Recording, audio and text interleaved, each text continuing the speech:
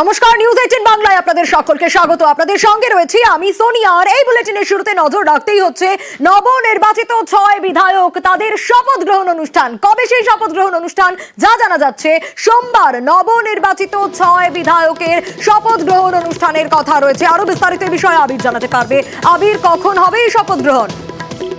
দেখো, রাজ্য বিধানসভার সচিবালয়ের তরফ থেকে রাজভবনের সচিবালয়ের কাছে 6 বিধায়কের শপথ গ্রহণ যাতে দ্রুত সম্পন্ন করানো হয় সে বিষয়ে আবেদন করা হয়েছিল।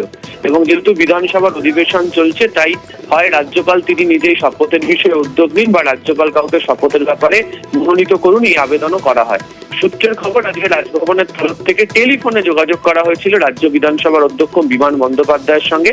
এবং সূত্র মারফত যেটা জানা যাচ্ছে যে সোমবার দিনকে দুপুরবেলা রাজ্যপাল তিনি রাজ্য বিধানসভাতে আসতে চান, যেহেতু এখন এই মুহূর্তে বিধানসভার অধিবেশনও চলছে। সেখানে এসে তিনি শপথ বাক্য পাঠ করাতে চান এই 6 বিধায়ককে। সাধারণত এই প্রক্রিয়ার ক্ষেত্রে বিধানসভার কোনো আপত্তির বিষয় নেই, তার কারণ তারাই বারবার ধরে উল্লেখ করেছেন হয় রাজ্যপাল বিধানসভাতে এসে শপথ বাক্য পাঠ করান বা তিনি কাউকে মনোনীত করে দিন। অতীতে দেখতে পাওয়া গিয়েছিল সাম্প্রতিক অতীতে সায়ন্তিকা বন্দ্যোপাধ্যায়, রেয়াদ হোসেন সরকার, শুক্তি পাণ্ডে, মধুপর্ণা ঠাকুর, কৃষ্ণ কল্যাণী বা নির্মল চন্দ্র রায়, এদের যে শপথ গ্রহণ অনুষ্ঠান, সেই শপথ গ্রহণ অনুষ্ঠানকে ঘিরে রাজভবনের সঙ্গে বারবার ধরে দূরত্ব তৈরি হয়েছিল রাজ্য বিধানসভার।